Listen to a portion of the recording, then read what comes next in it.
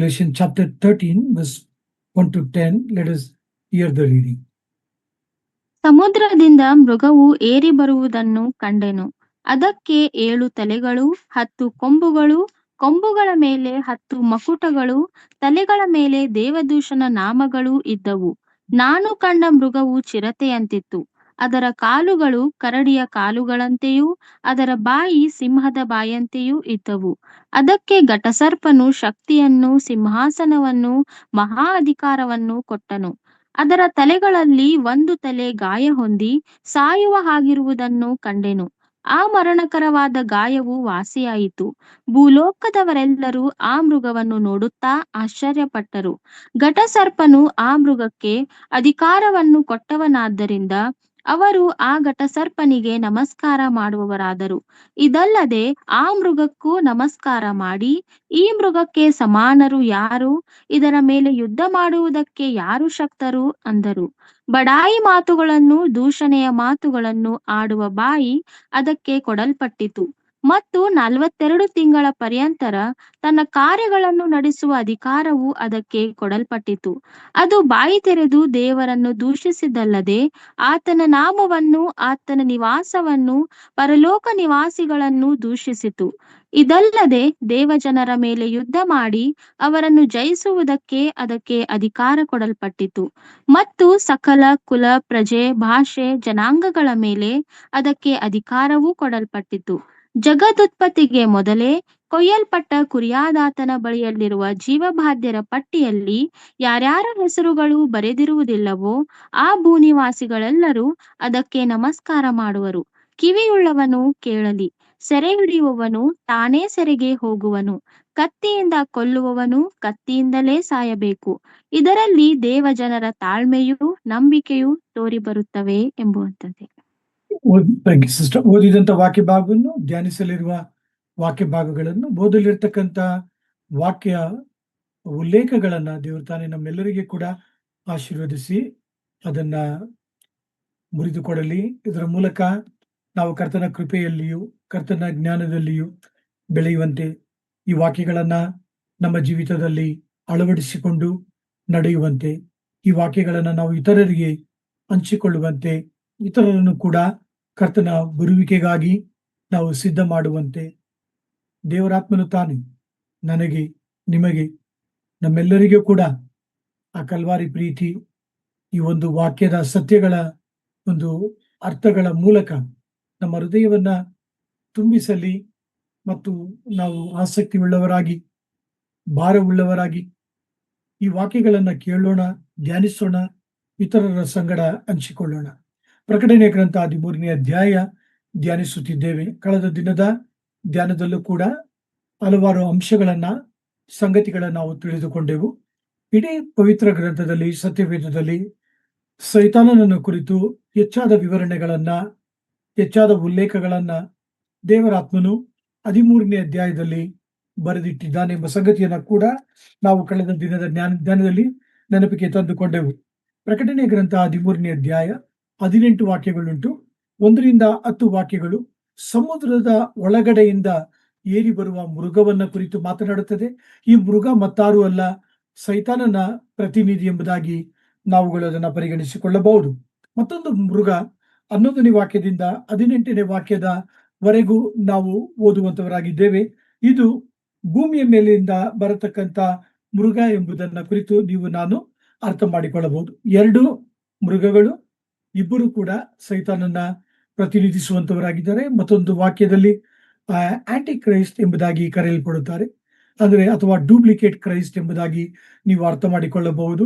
ಈ ಕ್ರಿಸ್ತ ವಿರೋಧಿಯನ್ನ ಕುರಿತು ಒಂದು ಯೋವಾನದಲ್ಲಿ ಸಂತ ಯೋವಾನರು ಪತ್ರಿಕೆಗಳಲ್ಲಿ ಬಹು ವಿವರವಾಗಿ, ಪ್ರಿಯರೇ, ನನ್ನ ಮಕ್ಕಳೇ, ಕ್ರಿಸ್ತ ವಿರೋಧಿ ಬರುವಂತವನಾಗಿದ್ದಾನೆ ಎಂಬುದಾಗಿ ಆತನು ಕ್ರಿಸ್ತ ವಿರೋಧಿಯನ್ನ ಕುರಿತು ಬಹು ಸ್ಪಷ್ಟವಾಗಿ ಮಾತನಾಡಿದ್ದಾನೆ.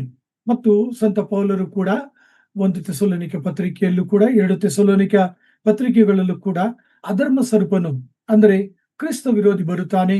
ಆತನು ಯಾವಾಗ ಬರುತ್ತಾನೆ ಅಂದ್ರೆ ಸಭೆ ಎತ್ತಲ್ಪಡಬೇಕು, ಸಭೆ ಎತ್ತಲ್ಪಟ್ಟ ನಂತರ ಆತನು ಪ್ರತ್ಯಕ್ಷನಾಗುತ್ತಾನೆ ಎಂಬ ಸಂಗತಿಗಳನ್ನ ಕುರಿತು ಬರೆದಿದ್ದಾರೆ. ದಾನಿಯೇಲನ ಪ್ರವಾದನೆಯ ಗ್ರಂಥ 7ನೇ ಅಧ್ಯಾಯ ಮತ್ತು 8ನೇ ಅಧ್ಯಾಯದಲ್ಲಿ, ಪ್ರಕಟಣೆಯ ಗ್ರಂಥ 13ನೇ ಅಧ್ಯಾಯದಲ್ಲಿ ನಾವು ಓದಿದಂತ ಈ ಮೃಗ, ಅದರ ರೂಪ, ಅದರ ಒಂದು ಭಯಂಕರ, ಅದರ ಕ್ರೂರತ್ವ, ಅದರ ಒಂದು ಮಾತನಾಡುವಂತ ಶೈಲಿ, ಅಂದರೆ ದೇವದೂಷಣ ಮಾತುಗಳು, ಇವೆಲ್ಲವನ್ನು ಕೂಡ ದಾನಿಯೇಲನು ತನ್ನ ಪ್ರವಾದನೆಯ ಗ್ರಂಥದಲ್ಲಿ ಬಹು ಸ್ಪಷ್ಟವಾಗಿಯೂ ಕೂಡ ಉಲ್ಲೇಖ ಮಾಡಿರುವುದನ್ನ ಕುರಿತು ನಾವು ಧ್ಯಾನಿಸುತ್ತಾ ಬಂದೆವು.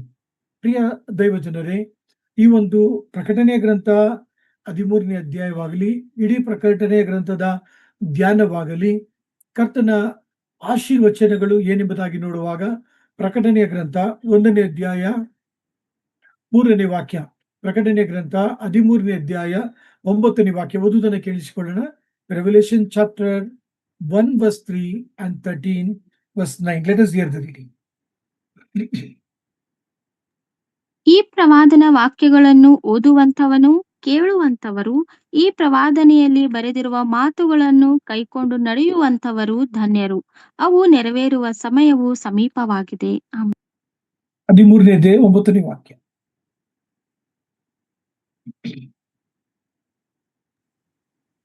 ಕಿವಿಯುಳ್ಳವನು ಕೇಳಲಿ. ಸೆರೆ ಹಿಡಿಯುವವನು ತಾನೇ ಸೆರೆಗೆ ಹೋಗುವನು. ಕತ್ತಿಯಿಂದ ಕೊಲ್ಲುವವನು ಕತ್ತಿಯಿಂದಲೇ ಸಾಯಬೇಕು. ಇದರಲ್ಲಿ ದೇವಜನರ ತಾಳ್ಮೆಯೂ ನಂಬಿಕೆಯೂ ತೋರಿಬರುತ್ತವೆ. ಪ್ರಿಯರೇ, ಕಿವಿಯುಳ್ಳವನು ಕೇಳಲಿ. ಪ್ರಕಟಣೆ ಗ್ರಂಥ 1ನೇ ಅಧ್ಯಾಯ 3ನೇ ವಾಕ್ಯದಲ್ಲಿ ನಾವು ನೋಡುತ್ತೇವೆ, ವಾಕ್ಯವನ್ನ ಓದುವವನು, ವಾಕ್ಯವನ್ನ ಕೇಳುವವನು, ವಾಕ್ಯಗಳನ್ನ ಕೈಗೊಂಡು ನಡೆಯುವವನು ಧನ್ಯನೆಂಬುದಾಗಿ ದೇವರಾತ್ಮನು ಪ್ರೋತ್ಸಾಹಪಡಿಸುತ್ತಿದ್ದಾನೆ.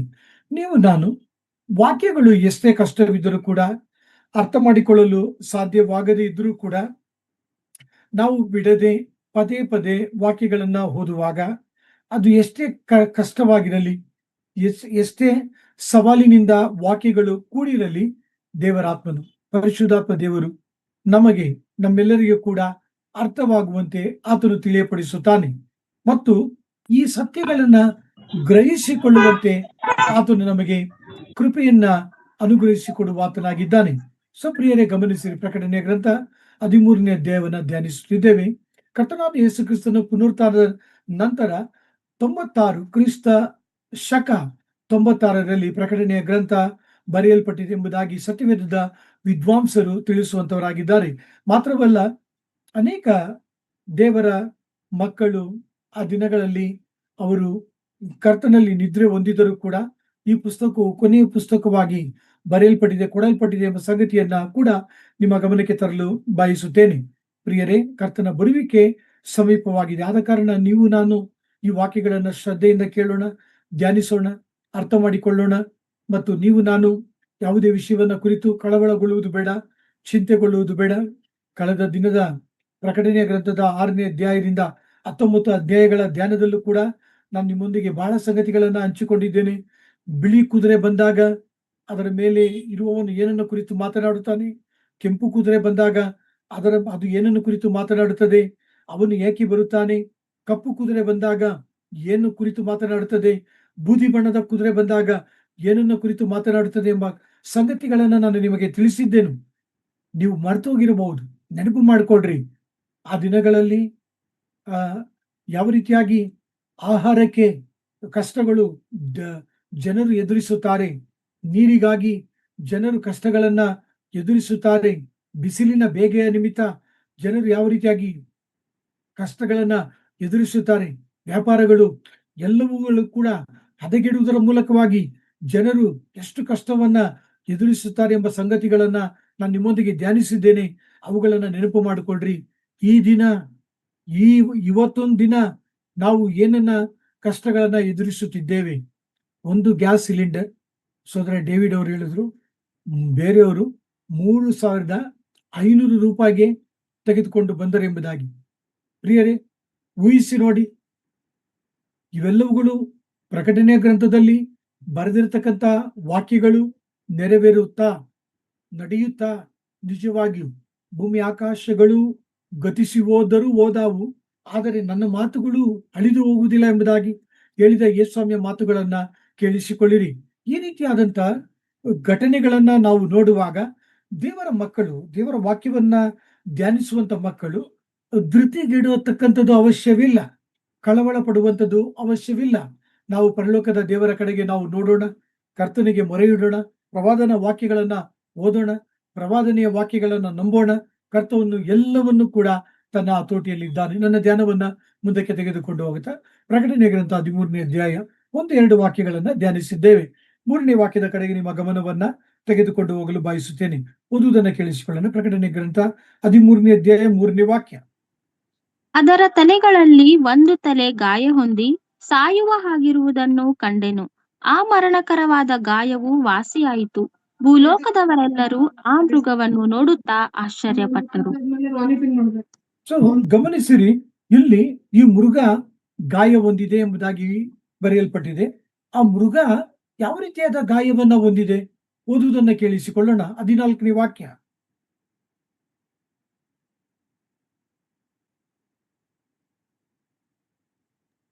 ಆ ಮೊದಲನೇ ಮೃಗದ ಸನ್ನಿಧಿಯಲ್ಲಿ ಮಹತ್ಕಾರ್ಯಗಳನ್ನು ಮಾಡುವ ಅಧಿಕಾರವಿರುವುದರಿಂದ ಭೂನಿವಾಸಿಗಳನ್ನು ಮರಳುಗೊಳಿಸುತ್ತದೆ. ಅವರಿಗೆ ಕತ್ತಿಯಿಂದ ಗಾಯ ಹೊಂದಿ ಸಾಯದೆ ಬದುಕಿದ ಮೃಗದ ಘನಕ್ಕಾಗಿ ವಿಗ್ರಹವನ್ನೂ ಮಾಡಿಸಿಕೊಳ್ಳಬೇಕೆಂದು ಬೋಧಿಸುತ್ತದೆ. ಸೊ ಈ ಮೃಗಕ್ಕೆ 7 ತಲೆಗಳಿವೆ. 2ನೇ ಅಧ್ಯಾಯ 2ನೇ ವಾಕ್ಯದಲ್ಲಿ, 1ನೇ ವಾಕ್ಯದ ಕೊನೆಯ ಭಾಗದಲ್ಲಿ ನಾವು ನೋಡ್ತೇವೆ 10 ತಲೆಗಳು.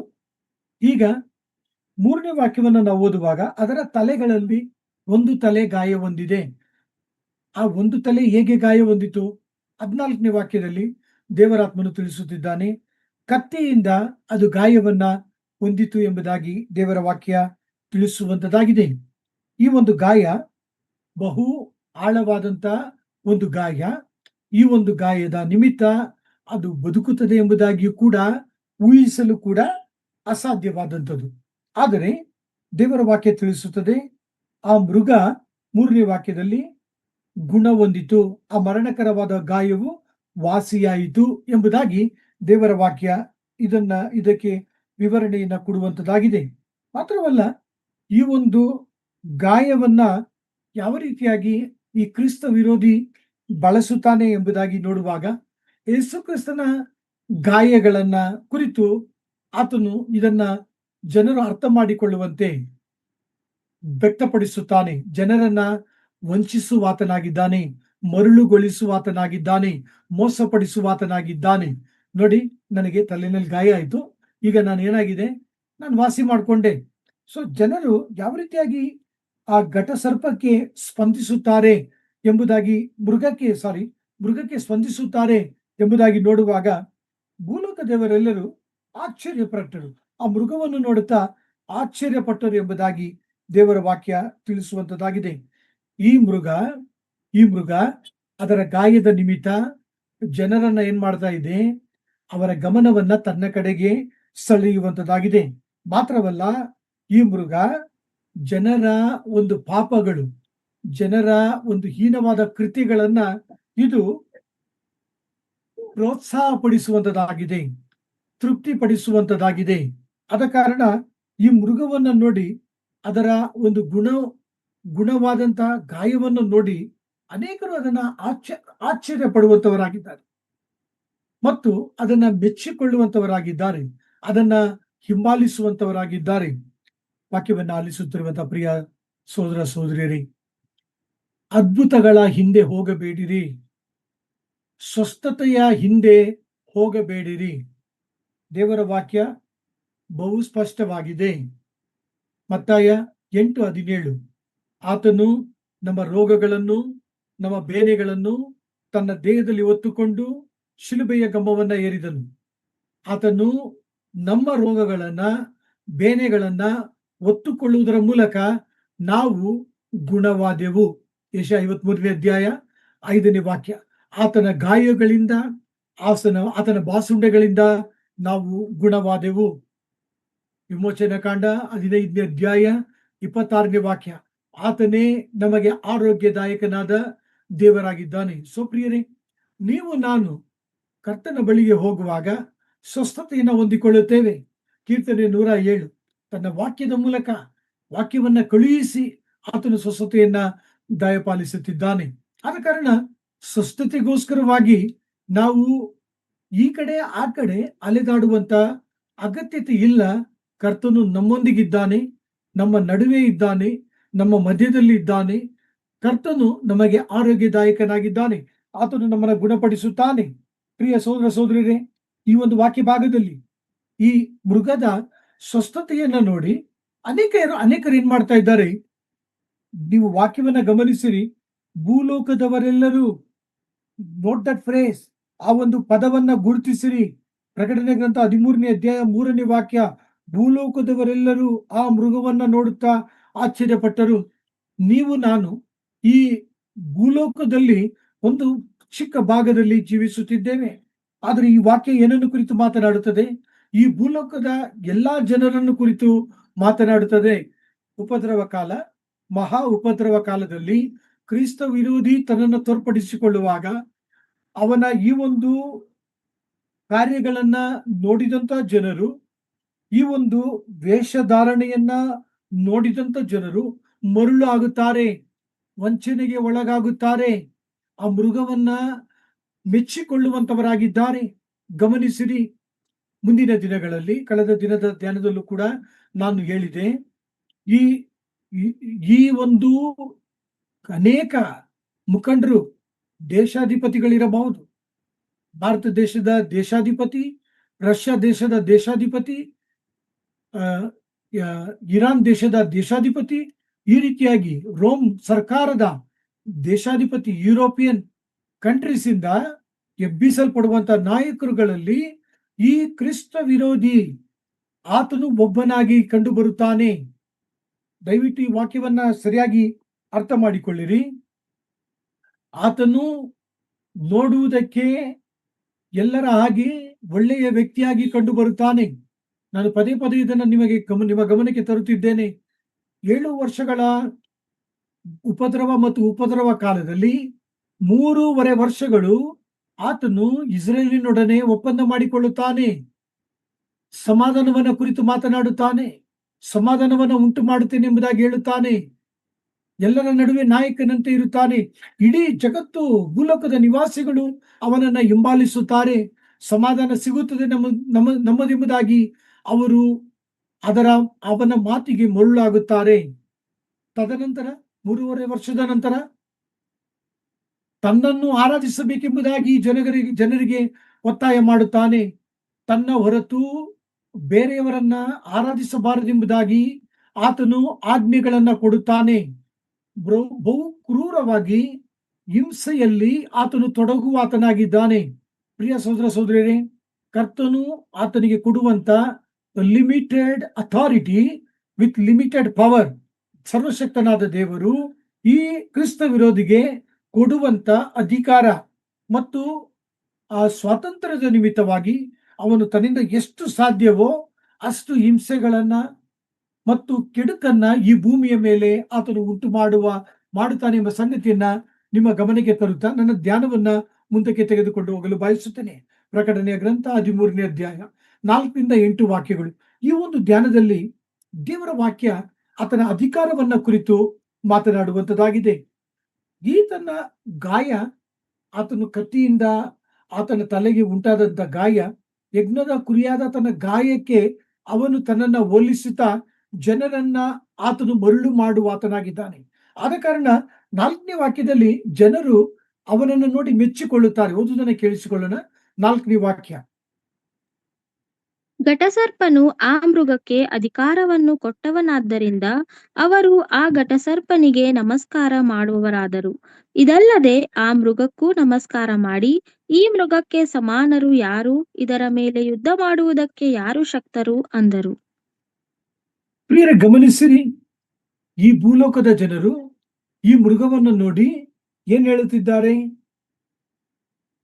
ಈ ಮೃಗಕ್ಕೆ ಸಮಾನರು ಯಾರು, ಇದರ ಮೇಲೆ ಯುದ್ಧಕ್ಕೆ ಮಾಡಲು ಯಾರು ಶಕ್ತರು ಎಂಬುದಾಗಿ ಅವರು ಮೃಗಕ್ಕೆ ಕೊಡಲ್ಪಟ್ಟಂತ ಶಕ್ತಿಯನ್ನ, ಮೃಗಕ್ಕೆ ಕೊಡಲ್ಪಟ್ಟಂತ ಅಧಿಕಾರವನ್ನ ನೋಡಿ ಅದರ ಒಂದು ಡಿಮ್ಯಾಂಡ್ಸ್, ಅದರ ಒಂದು ಒತ್ತಾಯಗಳಿಗೆ ಅವರೇನ್ ಮಾಡ್ತಾರೆ?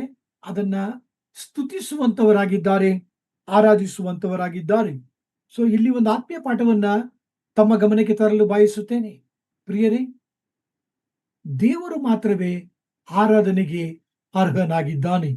ದೇವರು ಮಾತ್ರವೇ ಸ್ತುತಿಗೆ ಪಾತ್ರನಾಗಿದ್ದಾನೆ. ನೀವು ನಾನು ಈ ಒಂದು ವಾಕ್ಯದ ಬೆಳಕಿನಲ್ಲಿ ದೇವರ ಹೊರತು ಮತ್ತಾರನ್ನು ಕೂಡ ನಾವು ಆರಾಧಿಸಕೂಡದು ಎಂಬ ಆತ್ಮೀಯ ಪಾಠವನ್ನ ನಮ್ಮ ಮನಸ್ಸಿಗೆ ತೆಗೆದುಕೊಳ್ಳೋಣ. ಕೆಲವು ಒಂದು ವಾಕ್ಯಗಳ ಮೂಲಕ ನಮ್ಮ ಆರಾಧನೆಯನ್ನ ಕುರಿತು, ದೇವರಿಗೆ ನಾವು ಸಮರ್ಪಿಸಬೇಕಾದ ಆರಾಧನೆಯನ್ನ ಕುರಿತು ನಿಮ್ಮ ಗಮನಕ್ಕೆ ತರಲು ಬಯಸುತ್ತೇನೆ. ವಿಮೋಚನಾ ಕಾಂಡ ವಾಕ್ಯವನ್ನು ಓದಿಕೊಳ್ಳೋಣ. 15ನೇ ಅಧ್ಯಾಯ 11ನೇ ವಾಕ್ಯ. Exodus chapter 15 verse 11. ಯೆಹೋವನೇ, ದೇವರುಗಳಲ್ಲಿ ನಿನ್ನ ಸಮಾನನು ಯಾವನು? ಪರಿಶುದ್ಧತ್ವದಿಂದ ಸರ್ವೋತ್ತಮನೂ, ಪ್ರಖ್ಯಾತ ಕೃತ್ಯಗಳನ್ನು ಮಾಡಿರುವುದರಿಂದ ಭಯಂಕರನೂ, ಅದ್ಭುತಗಳನ್ನು ನಡೆಸುವವನೂ ಆಗಿರುವ ನಿನಗೆ ಸಮಾನನು ಎಲ್ಲಿ? ಕೀರ್ತನೆ 89 6ನೇ ವಾಕ್ಯವನ್ನು ಓದುವಾಗಲೇ ಅದರ ಸಂದೇಶವನ್ನ ಅರ್ಥ ಮಾಡಿಕೊಳ್ಳಲು ಪ್ರಯತ್ನಿಸೋಣ. Psalm 89 verse 6. ಮೇಘಮಂಡಲದಲ್ಲಿ ಯೆಹೋವನಿಗೆ ಸಮಾನರು ಯಾರು? ದೇವದೂತರಲ್ಲಿ ಯೆಹೋವನಿಗೆ ಸರಿಯಾದವರು ಯಾರು? ಕೀರ್ತನೆ 113 Psalm 113 verse 5. ನಮ್ಮ ಯೆಹೋವ ದೇವರಿಗೆ ಸಮಾನರು ಯಾರು? ಆತನು ಉನ್ನತ ಲೋಕದಲ್ಲಿ ಆಸನರೂಢನಾಗಿ Isaiah chapter 40 verse 25. ಯೆಶಾಯ 40ನೇ ಅಧ್ಯಾಯ 25ನೇ ವಾಕ್ಯ.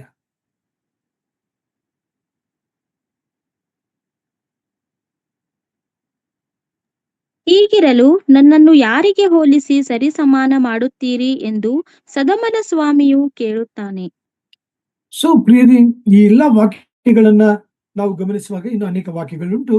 ಆದರೂ ಕೂಡ ಸಮಯದ ಅಭಾವದ ಕಾರಣ ಸಾಧ್ಯವಾದಷ್ಟು ಈ ವಾಕ್ಯಕ್ಕೆ ಒತ್ತನ್ನು ಕೊಡುತ್ತಿದ್ದೇನೆ.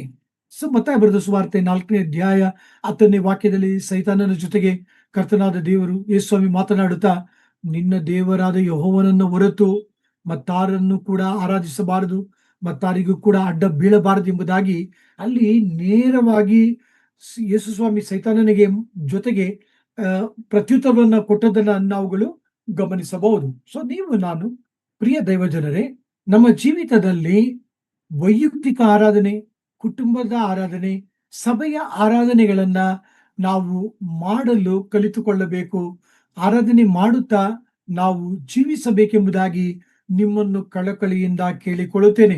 ನಮ್ಮ ದೇವರು ಮಹೋನ್ನತನು, ನಮ್ಮ ದೇವರು ಮಹಾದೇವರು, ನಮ್ಮ ದೇವರು ಎಲ್ಲಾ ರಾಜರುಗಳಲ್ಲಿ ಆ ರಾಜಾದಿ ರಾಜನಾಗಿದ್ದಾನೆ.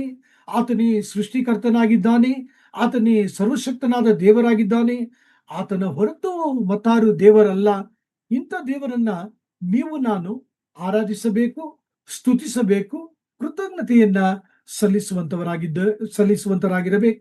ಪ್ರಕಟಣೆಯ ಗ್ರಂಥ 13ನೇ ಅಧ್ಯಾಯ 4ರಿಂದ 8 ವಾಕ್ಯಗಳಲ್ಲಿ ಈ ಮೃಗಕ್ಕೆ ಕೊಡಲ್ಪಟ್ಟಂತ ಅಧಿಕಾರ, ಅದನ್ನ ಯಾವ ರೀತಿಯಾಗಿ ಅವನು ದುರುಪಯೋಗ ಪಡಿಸಿಕೊಳ್ಳುತ್ತಾನೆ ಎಂಬ ಸಂಗತಿಯನ್ನ ನಾವು ಓದುತ್ತಿದ್ದೇವೆ, ಧ್ಯಾನಿಸುತ್ತಿದ್ದೇವೆ. ಓದುವುದನ್ನು ಕೇಳಿಸಿಕೊಳ್ಳೋಣ. 5ನೇ ವಾಕ್ಯ. ಪ್ರಕಟಣೆ ಗ್ರಂಥ 13ನೇ ಅಧ್ಯಾಯ 5ನೇ ವಾಕ್ಯ. ಬಡಾಯಿ ಮಾತುಗಳನ್ನು, ದೂಷಣೆಯ ಮಾತುಗಳನ್ನು ಆಡುವ ಬಾಯಿ ಅದಕ್ಕೆ ಕೊಡಲ್ಪಟ್ಟಿತು, ಮತ್ತು 42 ತಿಂಗಳ ಪರ್ಯಂತರ ತನ್ನ ಕಾರ್ಯಗಳನ್ನು ನಡೆಸುವ ಅಧಿಕಾರವು ಅದಕ್ಕೆ ಕೊಡಲ್ಪಟ್ಟಿತು. ಗಮನಿಸಿರಿ, ಇದು ಎಷ್ಟು ದಿನ ಮಾತನಾಡುತ್ತದೆ? ದೇವರ ವಾಕ್ಯ ಹೇಳುತ್ತದೆ, ಬಡಾಯಿ ಮಾತುಗಳನ್ನು, ದೂಷಣೆಯ ಮಾತುಗಳನ್ನ ಆಡುವ ಬಾಯಿ ಅದಕ್ಕೆ ಕೊಡಲ್ಪಟ್ಟಿತು. ಇದು ಈ ಒಂದು ಮೃಗ, ಈ ಒಂದು ಕ್ರಿಸ್ತ ವಿರೋಧಿ, ಈ ಒಂದು ಸೈತಾನನು, ಅವನು ಎಂತ ಮಾತುಗಳನ್ನ ಆಡುತ್ತಾನೆ? ಆತನು ಬಡಾಯಿ ಮಾತುಗಳನ್ನ ಆಡುತ್ತಾನೆ, ದೇವದೂಷಣೆಯ ಮಾತುಗಳನ್ನ ಆಡುತ್ತಾನೆ. ಯಾರ ಮೇಲೆ ಆಡ್ತಾನೆ? ದೇವರ ಮೇಲೆ ಆಡ್ತಾನೆ, ದೇವರ ಮಕ್ಕಳ ಮೇಲೆ ಆಡುತ್ತಾನೆ, ದೇವರ ಸಿಂಹಾಸನದ ಮೇಲೆ ಆಡುತ್ತಾನೆ, ದೇವರ ರಾಜ್ಯದ ಮೇಲೆ ಆಡುತ್ತಾನೆ, ಈ ಲೋಕದಲ್ಲಿ ದೇವರನ್ನ ನಂಬಿದಂತ ಮಕ್ಕಳ ಮೇಲೆ ಆಡುತ್ತಾನೆ. ಆತನಿಗೆ ಎಷ್ಟು ಸಾಧ್ಯವೋ ಆ ರೀತಿಯಾದಂತ ದೂಷಣೆಯ ಮಾತುಗಳನ್ನ ಆತನು ಆಡುವಂತವನಾಗಿದ್ದಾನೆ ಎಂಬ ಸಂಗತಿಗಳನ್ನ ನಿಮ್ಮ ಗಮನಕ್ಕೆ ತರಲು ಬಯಸುತ್ತೇನೆ. ಯಾಕೆಂದ್ರೆ ಬಡಾಯಿ ಮಾತುಗಳು, ದೂಷಣೆಯ ಮಾತುಗಳು ಆಡುವ ಬಾಯಿ ಅದಕ್ಕೆ ಕೊಡಲ್ಪಟ್ಟಿತು ಎಂಬುದಾಗಿ ನೋಡುವಾಗ ಕರ್ತನು ಅದಕ್ಕೆ ಮಿತಿಯನ್ನ ಇಟ್ಟಿದ್ದಾನೆ.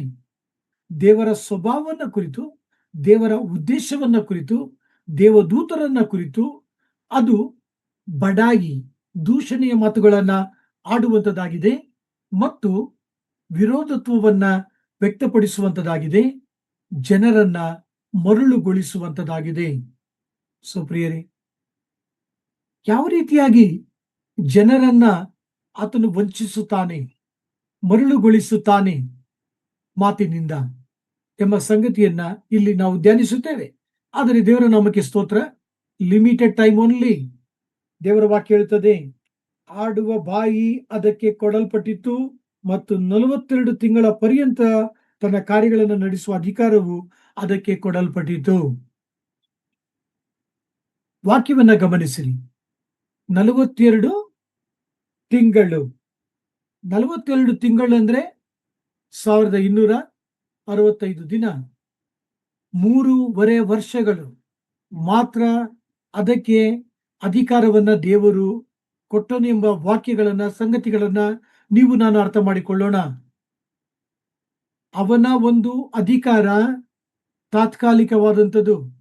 ಪ್ರಿಯ ಸಹೋದರ ಸಹೋದರಿಯರೇ, ನಮ್ಮ ಕರ್ತನು ಆತನು ಎಲ್ಲವುಗಳ ಮೇಲೆ ಅಧಿಕಾರವನ್ನ ಹೊಂದಿದ್ದಾನೆ ಎಂಬುದಾಗಿ ಮತ್ತಾಯ 28ನೇ ಅಧ್ಯಾಯದಲ್ಲಿ ನಾವು ಧ್ಯಾನಿಸುವಂತವರಾಗಿದ್ದೇವೆ. ತಂದೆಯಾದ ದೇವರು ನನಗೆಲ್ಲ ಅಧಿಕಾರವನ್ನ ಕೊಟ್ಟಿದ್ದಾನೆ. ಹೌದು ಪ್ರಿಯ ಸಹೋದರ ಸಹೋದರಿಯರೇ, ಆತನು ತಾತ್ಕಾಲಿಕ ಅಧಿಕಾರ ಉಳ್ಳಂತ ಕರ್ತನಲ್ಲ, ಆತನು ಸಂಪೂರ್ಣ ಅಧಿಕಾರವನ್ನ ಹೊಂದಿದಂತ ಕರ್ತನಾಗಿದ್ದಾನೆಂಬ ಸಂಗತಿಯನ್ನ ನಿಮ್ಮ ಗಮನಕ್ಕೆ ತರಲು ಬಯಸುತ್ತೇನೆ. His persecution will be limited. ಆತನು ಕೊಡುವಂತ ಕಷ್ಟಗಳು, ಆತನು ದೇವರ ಮಕ್ಕಳ ಮೇಲೆ ಮಾಡುವಂತ ಹಿಂಸೆಗಳು ಬಹಳ ಮಿತಿಯುಳ್ಳದ್ದು ಎಂಬ ಸಂಗತಿಯನ್ನ ತಂದು ನಿಮಗೆ ಮತ್ತೊಂದು ಆತ್ಮೀಯ ಪಾಠವನ್ನ ನಿಮ್ಮ ಜೊತೆಗೆ ಹಂಚಿಕೊಳ್ಳಲು ಬಯಸುತ್ತೇನೆ. ಒಂದು ವೇಳೆ ನೀವು ಕಷ್ಟದಲ್ಲಿ ಹಾದು ಹೋಗುತ್ತಿರಬಹುದು, ಹಿಂಸೆಯಲ್ಲಿ ಹಾದು ಹೋಗುತ್ತಿರಬಹುದು, ವಿರೋಧತ್ವದಲ್ಲಿ ಹಾದು ಹೋಗುತ್ತಿರಬಹುದು, ಇತರರ ತಿರಸ್ಕಾರಕ್ಕೆ ನೀವು ಗುರಿಯಾಗಿರಬಹುದು. ನೀವು ಅಂದುಕೊಳ್ಳಬಹುದು, ಎಷ್ಟು ದಿನ ದೇವರೇ, ನನ್ನ ಜೀವಿತದಲ್ಲಿ ಈ ಒಂದು ಹಿಂಸೆ ಎಷ್ಟು ದಿನ, ಈ ಒಂದು ಕಷ್ಟ ಎಷ್ಟು ದಿನ, ಈ ಒಂದು ಅವಮಾನ ಎಷ್ಟು ದಿನ, ಈ ಒಂದು ತಿರಸ್ಕಾರ ಎಷ್ಟು ದಿನ ಎಂಬುದಾಗಿ ನೀವು ಪ್ರಶ್ನೆ ಮಾಡಿಕೊಳ್ಳುವುದಾದರೆ, ಈ ಒಂದು ವಾಕ್ಯದಿಂದ ದೇವರು ನಿಮ್ಮೊಂದಿಗೆ ಮಾತನಾಡುತ್ತಿದ್ದಾನೆ. ಈ ವಾಕ್ಯದ ಮೂಲಕ ದೇವರು ನಿಮಗೆ ಉತ್ತರವನ್ನ ಕೊಡುತ್ತಿದ್ದಾನೆ. ನನ್ನೊಂದಿಗೆ ಸತ್ಯವೇದವನ್ನ ತಿರುಗಿಸಿಕೊಳ್ಳಿರಿ. ಯೋಬನ ಗ್ರಂಥ, Job chapter 1 verse 12, Job chapter 2 verse 6, ಯೋಬ 1ನೇ ಅಧ್ಯಾಯ 12ನೇ ವಾಕ್ಯ, ಯೋಬ 2ನೇ ಅಧ್ಯಾಯ 6ನೇ ವಾಕ್ಯ ಓದುವುದನ್ನು ಕೇಳಿಸಿಕೊಳ್ಳೋಣ. ಯೆಹೋವನು ಸೈತಾನನಿಗೆ, ಅವನ ಸ್ವಾಸ್ಥ್ಯವೆಲ್ಲ ನಿನ್ನ ಕೈಯಲ್ಲಿದೆ ನೋಡು, ಆದರೆ ಅವನ ಮೈ ಮೇಲೆ ಮಾತ್ರ ಕೈ ಹಾಕಬೇಡ ಎಂದು ಅಪ್ಪಣೆ ಕೊಟ್ಟನು. ಆಗ ಸೈತಾನನು ಯೆಹೋವನ ಸನ್ನಿಧಾನದಿಂದ ಹೊರಟು ಹೋದನು. Chapter 2 verse 6. ಯೆಹೋವನು ಸೈತಾನನಿಗೆ, ಅವನು ನಿನ್ನ ಕೈಯಲ್ಲಿದ್ದಾನೆ ನೋಡು, ಅವನ ಪ್ರಾಣವನ್ನಾದರೂ ಉಳಿಸಲೇಬೇಕು ಎಂದು ಅಪ್ಪಣೆ ಕೊಟ್ಟನು. ಯೋಬನ ಜೀವಿತವನ್ನ ಗಮನಿಸಿರಿ. ಯೋಬನ ಒಂದು ಉಪದ್ರವವನ್ನ ಕುರಿತು ಈ ಒಂದು ಸತ್ಯವೇದದ ಧ್ಯಾನದಲ್ಲಿ ದೇವರು ನನ್ನೊಂದಿಗೆ ನಿಮ್ಮ ಮುಂದೆ ತರುತ್ತಿದ್ದಾನೆ.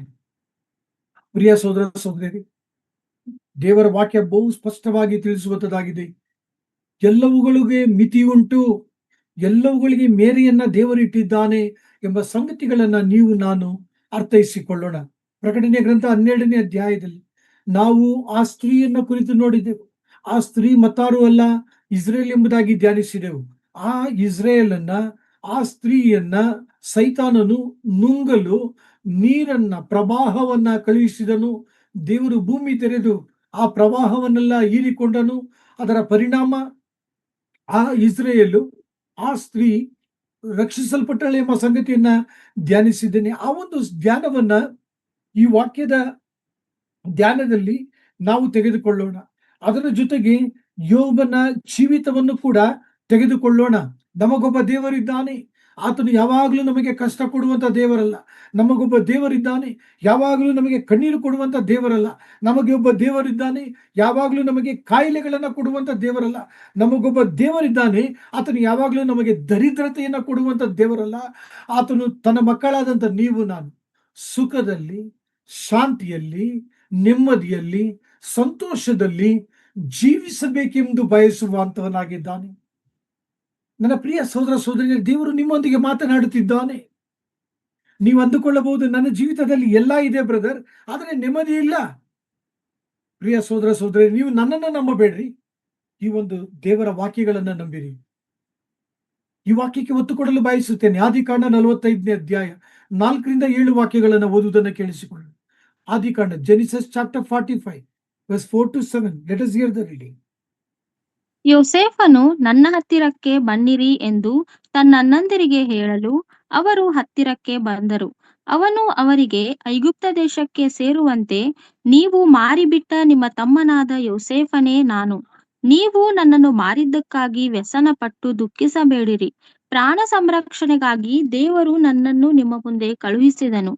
ದೇಶಕ್ಕೆ ಬರಬಂದು 2 ವರ್ಷವಾಗಿದೆಯಷ್ಟೇ.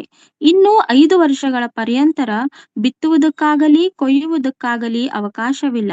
ನಿಮ್ಮ ಜನವು ಭೂಮಿಯ ಮೇಲೆ ಉಳಿಯುವಂತೆಯೂ ನೀವು ಈ ವಿಪತ್ತಿಗೆ ಸಿಕ್ಕದೆ ಬಹುಜನವಾಗುವಂತೆಯೂ ದೇವರು ನನ್ನನ್ನು ನಿಮ್ಮ ಮುಂದೆ ಕಳುಹಿಸಿದನು. ಆದಿಕಾಂಡ 50ನೇ ಅಧ್ಯಾಯ 19-21 ವಾಕ್ಯಗಳನ್ನು ಕೂಡ ನಾವು ಓದಿಕೊಳ್ಳೋಣ. Genesis chapter 50 verse 19-21. Let us hear the reading. ಯೋಸೇಫನು ಅವರಿಗೆ, ಹೆದರಬೇಡಿರಿ, ನಾನೇನು ದೇವರ ಪ್ರತಿನಿಧಿಯೇ? ನೀವಂತೂ ನನಗೆ ಕೇಡಾಗಬೇಕೆಂದು ಎನಿಸಿದ್ದೀರಿ, ಆದರೆ ದೇವರು ಮೇಲಾಗಬೇಕೆಂದು ಸಂಕಲ್ಪಿಸಿದನು.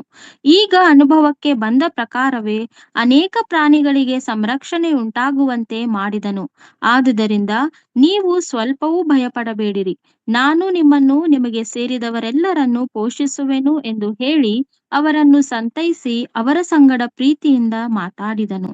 ಪ್ರಿಯರೇ, ಈ ದೇವರ ವಾಕ್ಯವನ್ನು ನಿಮ್ಮ ಹೃದಯದ ಮೇಲೆ ಬರೆಯಲಿ, ನನ್ನ ಹೃದಯದ ಮೇಲೆ ಬರಲಿ. ದೇವರು ಹೇಳುತ್ತಿದ್ದಾರೆ ತನ್ನ ಆತ್ಮನ ಮೂಲಕ, ನೀವು ಸ್ವಲ್ಪವೂ ಭಯಪಡಬೇಡಿರಿ, ನಾನು ನಿಮ್ಮನ್ನು ನಿಮಗೆ ಸೇರಿದೆಲ್ಲವನ್ನು ಪೋಷಿಸುವೆನು. ನಿಮ್ಮನ್ನು ನಿಮಗೆ ಸೇರಿದೆಲ್ಲವನ್ನು ಪೋಷಿಸುವೆನು. ಅವರನ್ನು ಸಂತೈಸಿ ಅವರ ಸಂಗಡ ಪ್ರೀತಿಯಿಂದ ಮಾತಾಡಿದನು. ಎಂತ ಅದ್ಭುತವಾದಂತ ದೇವರು ನಮಗಿದ್ದಾನೆ. ರೋಮ 8ನೇ ಅಧ್ಯಾಯ 28-29 ವಾಕ್ಯಗಳು ಓದಿಕೊಳ್ಳೋಣ. Romans chapter 8 verse 28 and 29. Romans chapter 8. ಇದಲ್ಲದೆ ದೇವರ ಸಂಕಲ್ಪದ ಮೇರೆಗೆ ಕರೆಯಲ್ಪಟ್ಟು ಆತನನ್ನು ಪ್ರೀತಿಸುವವರ ಹಿತಕ್ಕಾಗಿ ಎಲ್ಲಾ ಕಾರ್ಯಗಳು ಅನುಕೂಲವಾಗುತ್ತವೆ ಎಂದು ನಮಗೆ ಗೊತ್ತದೆ.